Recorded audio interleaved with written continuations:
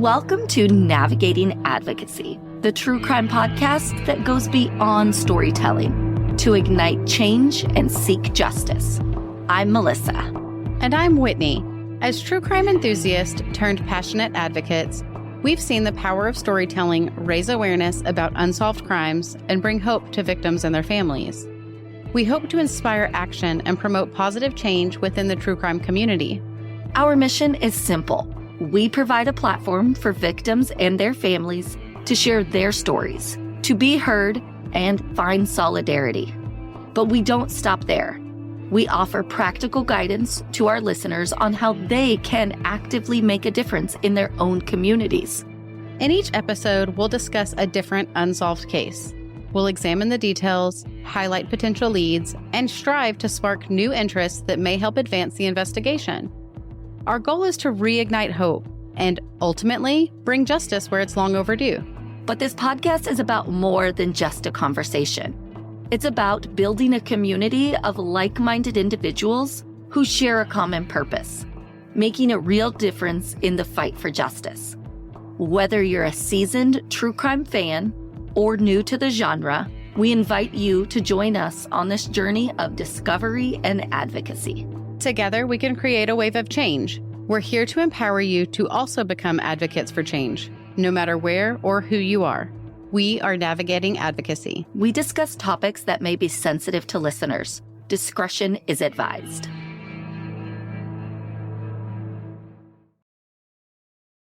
Happy Monday.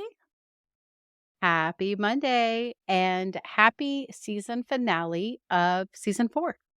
It's crazy. I really get sad at the end of each of these seasons. Even though nothing is changing, a new episode will be out next week. It still is kind of like something's ending, but really nothing is ending. It's as if we were actually closing down and taking a break. Yeah, right. We don't know what that's like. No breaks for us. Next week will be slightly different because it is going to be our action-oriented advocacy case, which is Tyra Perry out of Albuquerque. So part 1 will be out next Friday for those that are Patreon. Then we have part 2 coming out the following Monday, and that is going to be over our journey there to Albuquerque, as well as our event that we held there. We will be discussing Eric from True Consequences, his new endeavor, which is very exciting, and an announcement from us, yours truly, us. Yes. Also, this is the first action-oriented advocacy case we've done with someone else. It is. But we cannot go to New Mexico and not involve our friend Eric. We definitely couldn't go to New Mexico without involving Eric in some way. We just sent out swag boxes. For those that don't know, if you are our highest level of Patreon supporter, I believe we have since renamed that the advocate level. It's the $25 a month level of Patreon support. We send out quarterly boxes, and they are hand cultivated by Melissa and I of things that we enjoy and that we love, and we think that you're going to love as well. There's always like something wearable, as we say. So usually a shirt. I think we've done pajama pants. We've done t-shirts, long sleeve shirts. We've done all kinds of stuff. So it's always so much fun to put those boxes together and send them out. So we really hope that our patrons enjoy them. And if you would like to join the advocate level, then you will be on track for next swag drop. Yes, they come out every quarter. So the next one will be in December. We try to always have a theme around them as well, because we try to be cutesy like that. So sign up, patreon.com, search for Navigating Advocacy, and simple as that. Are you ready to jump into your case? I am. So in our ultimate episode of season 4, we have Wyoming. When I think of Wyoming, my mind jumps to the stereotypical Western backdrop. A ranch with thousands of acres in a valley with tons of wildlife. Something straight out of Yellowstone. Yes, that's all I picture is Yellowstone. Even though it's supposed to be in Montana, it's filmed in Wyoming. People don't realize that. So that is what Wyoming looks like. If you watch the show Yellowstone, that's what you see. Lander, Wyoming is a picturesque town nestled in the Wind River Valley, and this is where we are navigating advocacy this week. While it's known for its stunning natural beauty and outdoor recreational opportunities, Neighborhood Scout lists Lander at a 7 on the total crime index, meaning it's safer than 7% of U.S. neighborhoods. They also say that the chance of becoming a victim of a violent crime is 1 in 360. With a population of less than 8,000, researching crime statistics was a little bit of a hassle. Most resources listed no data reported. The town's focus on its residents and visitors has made it an appealing destination for those seeking a tranquil setting amidst the rugged beauty of Wyoming's landscape. As you can imagine, outdoor activities are high on the list of attractions drawing you in. Sinks Canyon State Park, Worthen Meadow Reservoir, Shoshone National Forest, and the Red Desert all feature picturesque hiking and stunning views. There are many museums and historic structures, including the Sacagawea Cemetery, where Sacagawea is buried just 15 miles north of Lander.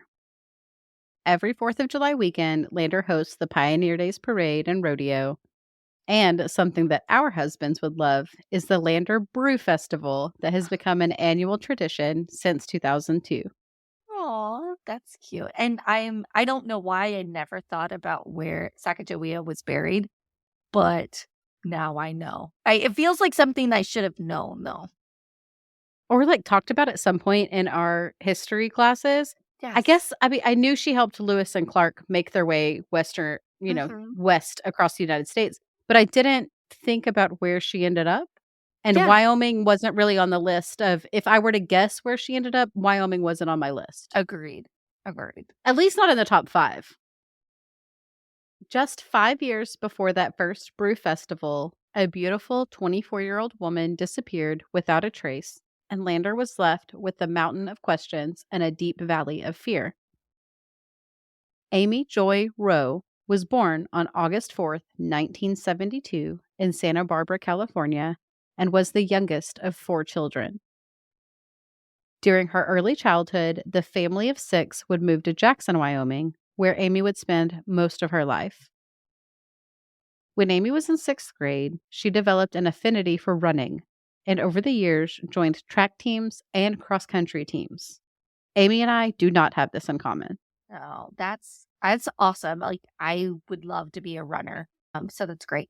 And understandably, her family moved from Santa Barbara. It's so expensive there. I can only imagine what they would be paying if they still lived around that area. She became one of the best runners on her college cross country team, even earning the captain spot and a scholarship at the University of Wyoming. While in college, Amy met and fell madly in love with her would be husband, Steve Bechtel. The two married in 1996 and set roots in Lander, 200 miles northwest of Laramie. Lander is basically the halfway marker between Jackson and Laramie. The two were both the outdoorsy type. Amy was the long distance runner, and Steve was an avid rock climber. In fact, their outdoorsy lifestyle is one reason they settled down in Lander in 1996. The newlyweds had just bought a house days prior, and they had planned on moving in over the next week. The two were in a very exciting time in their lives. They were both in love, both were succeeding, and both had settled into their new jobs. Amy had paid off her student loans the month before. If I've ever said that someone was thriving, by all accounts, Amy and Steve were thriving. They had their own separate hobbies, but they were buying this house that seemed like a decently young age, finished college. They had everything ahead of them, it sounds like. And she'd already paid off her student loans Yes. by Oh, 24. I mean, they seem like responsible human beings. yes, agreed. They both worked part-time at an outdoor sporting goods store called Wild Iris Mountain Sports. Steve was becoming well known in the rock climbing world, and Amy took her fitness passion and taught a few youth weightlifting classes at Wind River Fitness Center. In fact, she had just earned her trainer's certificate on July 22nd, 1997. She also earned additional income as a waitress at the Sweetwater Grill in town. July 24th, 1997 was a beautiful day. The high of 79 degrees beckoned people outside into nature. Amy and Steve were not going to pass up such a beautiful day. Steve had made plans to spend the day outside rock climbing with a friend in Du Bois, about an hour away, and Amy had many errands to run, including calling the phone company, buying homeowners insurance, turning on the gas. They had just purchased a home and were still in the process of transitioning into home ownership. There's a long list of things that have to be done when you're moving into a new home that literally is dreadful, but it has to be done. Otherwise, you don't have lights. Exactly. No one tells you about all the things that come after you sit at the closing table. Another item on her list was that she needed to map out a run route for an upcoming 10K she was planning. The fitness club Amy worked for was hosting this 10-kilometer hill climb, and Amy was in charge of finding the route. The run was scheduled for September 7th, and she used this mapping run as further training for when she had planned to try out for the 2000 United States Summer Olympics team. Oh my God. She was that level where she was going to try out Mhm. for the Olympics? Holy crud. She got dressed in a yellow tank top, black shorts, Adidas Trail Response sneakers, put on her Timex Ironman triathlon watch, and her double wedding band. Her first stop that day was teaching a weightlifting class.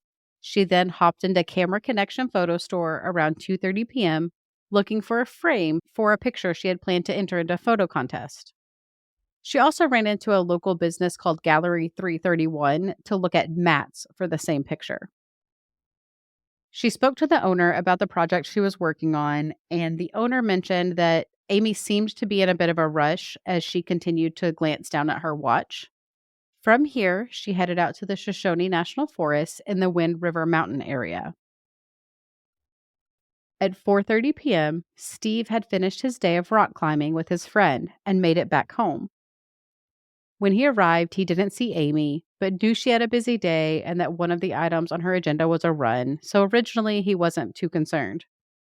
Being a long distance runner and that there was never really an extensively detailed plan or route for this run, he assumed she was still out there kind of mapping her route, perhaps decided to run further than the 10K. Just didn't get too worried or too worked up at the beginning of this. And running that type of distance isn't a quick thing. It's not like you're going to the gym for 45 minutes an hour. This can take a few hours to complete for that many miles. It would take me half a day, probably. Same. Same. Man, I just wish I'm I was a runner. I'm gonna need snack breaks. Like Yes. it's gonna take a minute. Stop by the taco shop halfway through. That would get me going. That would be motivation. Like you get a taco once you hit 5K. There you go. As it began to grow darker and darker outside, the more and more worried Steve got. He began calling family and friends, asking if they had seen Amy and that she had went for a run. No one had seen her, and the worry just started creeping in further. Around 8 p.m., Steve talked to his friends and neighbors, Todd and Amy W. I know this might get confusing with both of their names being Amy. Both couples had lived in a small bungalow style community, and they lived next door. They had similar interests and they hung out regularly. Todd and Amy W. stopped by to see if Steve and Amy wanted to come by for pizza. Steve asked Todd if Amy was already over there as she wasn't home yet, and when Todd told him no, Steve decided to wait for Amy to return before they headed next door. Good choice, Steve. Good choice. At 10 p.m., Steve calls her parents to see if Amy had gone to see them. They hadn't seen her, and this is where he really starts to freak out. He heads towards one of Amy's known workout locations there in Sinks Canyon. This is the overall area of where they lived and worked out and regularly rock climbed. So Sinks Canyon isn't one specific spot. It's a general area. Okay, but Steve inside the town that they lived in? It's outside of the city limits, but in the Okay, general vicinity okay. because like a national forest, so you gotta remember that Okay, so it's not it's like a expansive. neighborhood, it's more just like an area, like, "Hey, I'm going to the Sinks Canyon area to do X, Y, and Z." Correct, Gotcha. correct. This just makes me so thankful for cell phones and Life 360 because Mhm, not knowing where someone is at after being in this type of work is literally my worst nightmare. mhm. Having a moment of clarity, Steve stops, turns around, and returns home to call authorities first. And at 10:30 p.m., he calls 911 to report her missing. There are many, many discussions on the internet about critiquing this 911 call. Of course, I there. couldn't find the exact audio, but I did find a transcript. He calls in and says, quote, "Hi, this is Steve Bechtel calling. I'm um I'm missing a person and I was wondering if you maybe had an extra." End quote. An extra what? An extra person available? Like an extra person on duty to come out and look, to help him. I It's a mean, small I town. I can't blame Steve because I wouldn't even know, should I call 911 or should I call the non-emergency line? This is where my mind would be already, like, "Is this an emergency or is it not? Are they gonna be, like, mad that I called 911? This is because I have anxiety, what runs through my brain." Um, It's so interesting that you say this because I listened to an episode on this that Brett and Alice from the Prosecutors Podcast put out on this case, and they were talking about how they felt people were overly critical about this because perhaps Steve is questioning on whether he should call 911, just like you yeah. said, and that Amy was going to walk through the door at any moment. I I can imagine that I would call 911 and then to be like, "Oh crap, she's here. Never mind. Excuse me, I'm an idiot," and then get in trouble for calling 911 when it wasn't needed, when it wasn't an emergency. That is my thought of calling 911 as well. Luckily, in my life, I've never had to call 911, and I'm terrified to do so. I'm gonna throw that out there. Well, first of all, I don't love calling anyone, but 911 is on the top 3 people I'd rather never call in my life. Yeah. So I see this point, but I also my mind always goes to worst case scenario first, and then I have to talk myself back down. So I don't think it's super ridiculous that he called 911 or that the phrasings that he used, he could have just been inside his own head. When I called 911, yes, when I listened to them, you need your address, you need some information. But in that event, when I am going through a traumatic event, am I going to have the wherewithal to know what to say or am I going to be kerfuffled like he was as well? And just awkward, like, because you don't know if you should be calling, so you're trying to give, like, an appropriate greeting, Hmm. but then you know, or you have a, a possibility that this call will be analyzed by other people and everything you say is going to be taken out of context, and it's a problem, and I feel for Steve. Right now, I feel for him. They send some deputies over after he gets off of the phone with 911, and Todd and Amy W. return to their bungalow. They had chosen to go see a movie before having pizza night. They return home and they see these things happening and they say, "Hey, did Amy make it home?" She hadn't. So, them as friends and neighbors jump in a car and head out to drive around to see if they can at least find Amy's car. They knew she had left in her own vehicle. They start driving around, and this Sinks Canyon area is roughly 40 to 45 minutes away from their home. So it takes a bit to even get out to this general vicinity where the trails begin. Okay. And they're still at their old home, correct? Because everything hasn't been transferred Correct. over, so they're at their old wherever Correct. they lived prior to buying a house. Correct. They were not moving into their new home until the following week. So they were Okay. still in the prepping stages of, again, getting electricity, the creature comfort items turned Yeah. on, etc., before getting into this house. It's approximately 1 a.m. when Todd and Amy W. find her white Toyota Tercel. Todd calls Steve and lets him know that they have found Amy's car, and originally are very excited about this because Maybe she's in the car. Maybe she had a flat tire. Maybe she was injured on a run and we found her. Before they even get up to her vehicle, they call. Yes, that would be exciting in my mind as well. There are deputies at the house there with Steve. Steve relays the information to the deputies, and police head in that direction. In the front seat of Amy's Toyota was her to-do list for the day, her expensive sunglasses, and the keys to her car. The car was unlocked, and on this meticulous to-do list, Amy had marked off each item she needed to accomplish except for her run. Oh. She had also roughly mapped the route she was planning for the run. So you can see where she had taken notes on distances, on hills, on things that would be relevant when creating a 10K.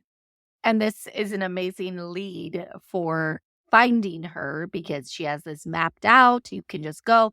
Love the fact that she has to-do lists. I really feel Mhm. connected to her because of these lists. They also noticed that her green wallet was missing, but her expensive sunglasses were left.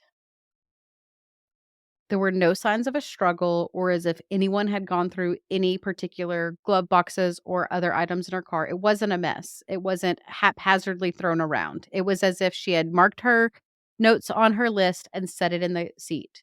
When she arrived at the location to go for her run, she had taken the keys out, which this is something that when I did run eons ago, I would not carry my keys with me. Mhm. I would hide them in my gas can or my gas tank under a tire behind a tire. So I would only take my key fob.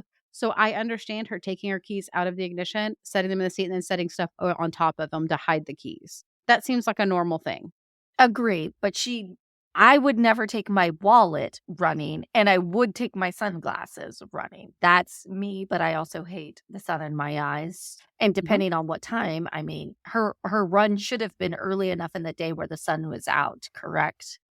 It's July, Yeah, and they're estimating her run to start around 4 p.m., so unless she's running for 10 hours, she's gonna still be running in daylight. exactly. So I would have taken the sunglasses, left the wallet, and that's not what happened here. Her car was parked on the Burnt Gulch Road turnoff, but there were, again, no signs of a struggle or as if anyone had gone through anything within her car. There was no blood or markings indicating that something nefarious may have happened right at this location. There weren't even footprints. Well, I mean, was it like dirt? Was it mud? There could be if it was just concrete, yeah, you're not gonna get any I'm footprints, assuming but it's a dirt path because she just pulls off of the road. It's where mhm. there's a fork in the road, so I'm assuming it's just off to a little bit of a parking area. I don't think it's paved. And like a It's dirt very trail. yes. A search and rescue team was assembled immediately, even with it being the middle of the night. Over 20 people showed up. Outside Magazine talked about Lander and the surrounding areas in the most interesting way. They stated, quote, "Getting lost or injured near Lander is like having your house catch fire next to the fire station. Scores of rescuers, fit and mountain wise, live within rifle shot of City Hall." End quote. Meaning Okay, the resources you would need to find someone were there right there. and ready. Quick access. They could be Mhm, there. And with Steve's outdoorsiness, and it looks mhm. like she has friends that are relatively the same age that are have access to go out there and search for her. That's amazing. That's, like, good. But I also know what we do, and this is still unsolved. The amount of resources available in this area that have the ability to truly help is astonishing. By 3 a.m., there were boots on the ground in the Shoshone National Park searching for Amy. The town showed up. Friends, family, Steve, law enforcement all volunteered to come out and look for Amy. And I didn't think of this, but when I was listening to that episode with Brett and Alice on the prosecutors, they pointed out how the town of Leander is full of outdoorsy people. Like, if you're Mhm. going to go missing in the national forest, these are the people you want to come looking for you. They all have the abilities, they all have the knowledge of how to look, where to look in that specific environment. All can rock climb, they all can hike, they all know the area better than anyone else. That's amazing, and I would hope people living in Wyoming would know that because I feel like it would happen a lot. Mhm. But, yeah, that's amazing. That's all I have to say. Law enforcement makes the decision to expand their search area to a 30-mile radius, which seems massive in a national forest. And if she was only mapping out a 10K area, there's someone who runs regularly is not going to mistake a over 6-mile run with a 30-mile run and just run too far. Yeah, exactly. Like, she seems meticulous when it comes to her runs and her training regimen, so I don't feel like she would have just gone off course somewhere just because she felt like it. I think everything she did was calculated. At this point, everyone was still under the impression that Amy must have gotten injured on her run and just needed help getting out of the forest. The team searches for hours. The trails, main road, off the trail. They worked in 12-hour shifts in the forest. Over 200 people would assist in search efforts. Lakes were searched on boats, people on horseback and ATVs. Law enforcement hires a helicopter with infrared cameras to come in and look for heat signatures. Days pass, no evidence. A second helicopter from the Bureau of Indian Affairs is offered in assistance. Again, no evidence. I was trying to see how many acres that would be compared to, like, what we searched. We were only a 9-person Mhm, team, but 30 square miles is, like, 19,000 acres, so mhm. not quite as extensive as that, but probably way more than what we searched. And mountainous, way Yeah. different terrain. It's gonna be a slower search than what we covered. It it's intense. And Amy was smart. She was outdoorsy. If she felt she was getting lost, she would have left a shoelace. There would have been a wrapper from her energy bar. Like, they would have found a trace of something because Amy knew what to do. Around 1,000 calls per day were coming into the police department. People were concerned. Mhm, Were these, like, tips coming in or just people, like, voicing their concern about this? Because this was a relatively small area, correct? mhm. A I think it's a 1,000? little bit of both. Okay, I'm like, that's a lot of calls coming in. We wanna take a second to shout out a program in which we have the honor to be a part of. When we stepped into the true crime space, we had no guidance. We had Google and we had to figure things out. We had to teach ourselves how to research, teach ourselves what constitutes a good resource, what doesn't, who to trust on what information is out there. Because despite those commercials, I think they are, the internet is not the truth by any means. Exactly. Luckily for you all, there is now a program, and it is called the True Crime Podcast Training. And this is an all encompassing course that you can take that goes over ethical true crime reporting, tells you sources, gives you active cases to research to be graded so you know what you're doing if you're wanting to get into the true crime podcasting space. It was developed by a teacher and the most sought after true crime podcast researcher in the business. And Haley Ray Research teamed up with Andrea Marshbank and they created this amazing program. And like Melissa said, it's thorough. It teaches you everything you need to know. And what I love is that you have two avenues. You can take it as just a learning experience, or you can take a coached avenue where you have a professional in this field walk you through the program. They're there with you in case you have questions. This program is flexible. It's 100% online and it literally prepares you to become a true crime podcast researcher, writer, and more. We love Haley and Andrea, and this course has definitely opened my eyes to things I didn't know about the true crime industry, even after 3 years of having this podcast.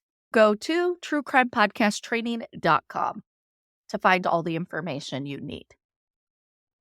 Steve helped establish the Amy Wroe Bechtel Recovery Headquarters in the canyon where people could call in for tips. He was an integral part of the search and rescue efforts. His wife of only 13 months was missing, and he was doing everything he could to help. After looking for 8 days, the search was called off as they were unable to find a single solitary source of evidence. Every person in this search said, quote, "She should have been found." If it was an issue related to wildlife, evidence would have been found. There would have been remains or blood or some sort of scene of struggle. The FBI had 25 agents come in to assist in investigations, and the forest was deemed a crime scene. 25 agents. Well, first of all, I'm shocked that they just didn't say she ran away on her own volition. Okay, because that's what typically happens. Because she is an adult, she can do what she wants, and there's really no evidence of foul play at this point. Correct? Correct. Yeah, I'm shocked that they did all of this. I can understand the town coming together because they already have those resources to do all of the searches that they did. Amy's face was plastered everywhere. The nation knew about Amy Bechtel. She was in the media, on the internet. Over 200,000 posters were mailed out. The tips they had received had seemingly narrowed down a bit of the timeline, but many were hard to corroborate. One witness stated they saw a woman that looked like Amy running along the road around 5 p.m. They'd made a point to say that this woman was running fast. Maybe she was being chased and didn't see who was chasing her. But this is right on Amy's pace. She set marathon records. She finished a marathon in 3 hours and 1 minute. I'm like, yeah, I would be having to be chased if that was me. That's just how she runs. She is a almost going to the Olympics woman. She can run way faster than any of us even can dream of. She doesn't jog, she runs.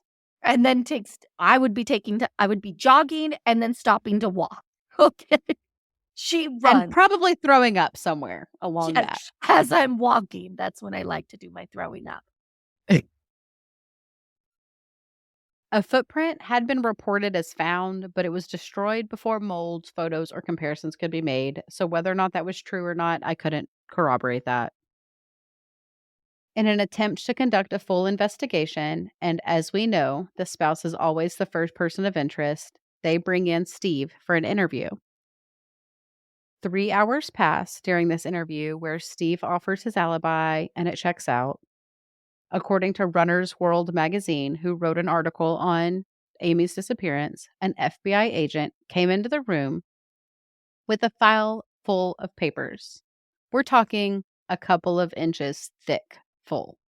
Okay. Throws it down on the table, saying that they know Steve is responsible for Amy's disappearance and that they can prove it, so he may as well come clean, and that they want him to take a polygraph.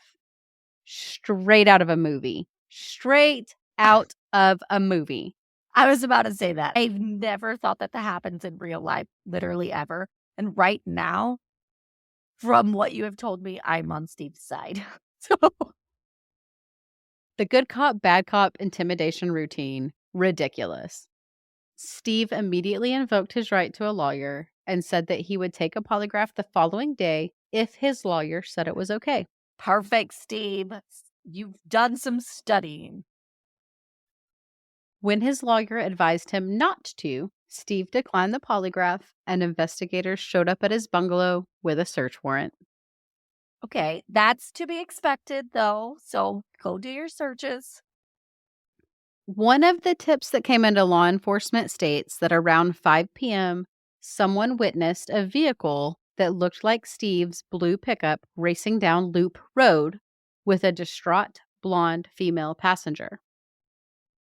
This could potentially have been a reason the warrant was granted, but the timeline doesn't quite work out for this to be a viable lead. Steve was at their home, which is 40 minutes away from where Amy's car was found, and had made a phone call around the same time this person allegedly saw him. And we're just home phones at this time, not cell phones, correct? Todd had a cell phone. It's 97, so it's in the early stages of people having cell phones. I'm sure they were still the very large, maybe even bag phones. They weren't quite what we not Mhm. anywhere close to what we have today. Okay. Yes. But was do we know this was on the house phone? Do we know he was at home? Correct. Okay. It was the house phone at 4:43 PM that he calls a friend. It was corroborated by the friend's testimony and with phone records, and their bungalow is 40 minutes away. So he could not have hung up the phone at 4:43 and Mhm. someone seen him 40 minutes away with her at Agreed. 5. I was like, "Oh, no, I like Steve in the beginning, so don't ruin that." When law enforcement executed the search warrant, they found a journal of Steve's inside the home. There were excerpts and quotes. One particular one was, quote, "Power is the ultimate aphrodisiac," end quote. That could mean a million things, a million. The first time I read it and knowing that he is an outdoorsy, athletic person, I envision it on a motivational poster. Agreed, agreed. And they might be into some, like, kinky or, like, things, like, and that's perfectly okay. It it doesn't mean, "Oh, I need to kill my spouse in order to get aroused." Another passage related to death was written, but it was the day after Steve had lost his cousin to a railroad accident. Amy's family wondered if there were issues in the marriage that they were not aware of, but they didn't have these concerns until after these Mhm. journals were found. By all accounts, they had liked Steve and thought the two were madly in love. Once, Amy's brother had noticed a bruise on Amy, and when he asked about it, Amy had playfully tossed out that Steve can get a little rough sometimes. And honestly, given her and Steve's active lifestyle as rock climbers, a bruise here and there seems totally normal to me. But what do I know? Agreed, agreed. Unless they're, like, on her neck, that would cause some concern, but It didn't say where the bruise where? was. Amy's brother seemed to think that it was a little bit out of norm the way Amy said it, though. She said it jokingly. She wouldn't look him in the eye when she said it. And it didn't really alert him at the time that it could have been out of the norm. But now looking back and given the trauma of the situation, a lot of what ifs are presenting themselves. What if it was something? What if I didn't do something correct to help Right. save her? So I understand his sudden doubts of that situation. Agreed, because you're literally analyzing every interaction with this person probably within the last year that you saw them because they went missing. Maybe she wasn't looking him in the eye because it was like a sexual bruise or something that happened with rough play. And she did feel embarrassed about it, but obviously wasn't going to tell her brother. But I'm also just because I feel like I'm on Steve's side right now. But if you tell Yeah. me more, I might not be. This is where Amy's story comes to a screeching halt. Steve continued to advocate and look for Amy, but the forces had become divided. Law enforcement was putting pressure on Steve, and Steve was seeking his own answers. His friends even turned their garage into a command post for Amy. They had written motivational quotes on the walls, they had hung posters and search grids, and they were just trying to do everything possible to help find Amy. Days turned into weeks, and then weeks into months, and Amy was still missing. It wouldn't be until June of 2003 that law enforcement was notified of a watch that resembled the one Amy wore was found. A Timex Ironman triathlon watch was found in the middle fork of Popo Eagle River. This river is 30 miles northeast of Burnt, where they found her car. There is a system of rivers and creeks that run along Burnt Gulch to Rendezvous Boulevard and could, in theory, connect from where her car was found to where the watch was found, but I don't know which way water flows. It doesn't show that on Google Maps. It would have, and there's not really any definitive way to determine if it was Amy's watch or not. Okay. But They this was found in the water, and someone just found it in the water. It was found in a fork, so it was found maybe on a shore or Okay. on something nearby, had washed Where up on the shore. gotcha. There also were some bones found nearby, but they turned out to be animal bones. Mm. In 2004, Steve had Amy legally pronounced deceased. He has been the only person of interest listed in Amy's disappearance, regardless of his alibi being corroborated with testimonies and phone records. There are many theories surrounding what could have happened to Amy. One of the most popular is that the murderer, Del Wayne Eaton, could have a role in her disappearance. He was convicted of the rape and murder of 18-year-old Lisa Marie Kimmel and is currently the only inmate on Wyoming's death row. Eaton's brother states that he was in the Lander area when Amy disappeared. There's also a serial killer with the moniker the Great Basin Killer that officials believe were responsible for the murders of at least 9 women between Colorado, Utah, Wyoming, and Nevada between 1983 and 1997. These same theories state that this Dale Eaton may be the Great Basin Killer. Oh, wow. Although no charges have been filed against him for these 9 women, it's possible that there is a connection there. Amy's family is still looking for her. Fremont County Sheriff's Office asks for any information to please be sent to them at 307-332-5611. It has been 26 years since someone last saw Amy.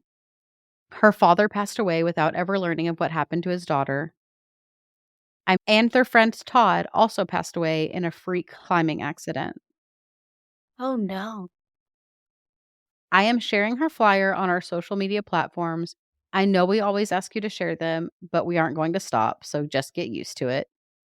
Please take the 2 seconds out of your day to hit the share button, and let's get Amy's face back out there and hope someone's memory is jogged and that we can bring Amy back to her loved ones. There was a $10,000 reward at one point. I couldn't find if it's still active or not, and I read a second article that it may have been increased to $50,000 at one point, but again, it would take a phone call to the sheriff's office to determine if that reward was still available, and I don't want to waste resources. So if you know something about Amy, just call. Good karma and all that, regardless of a monetary reward.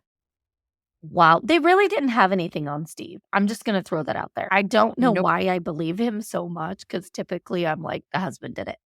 But Well, they said that it was a blue pickup that appeared to be like his, and he had some sort of camper shell or something that was like Mhm. specific about his truck, but there's no way he could have been in 2 places at once. yes, very true. Yeah. And it's wow, never sing it again. Like, how does this happen? You too are advocating Time for and justice time for these again. families. Thank you for making a difference in their lives as well. We want to share a few ways you can support us to continue our mission.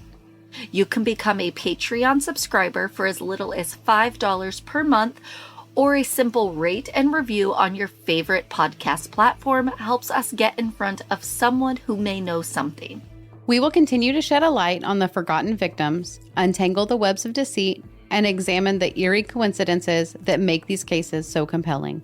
We believe that working together can affect change and create a world where victims are heard, justice is served, and communities are empowered to make a difference, no matter where or who they are.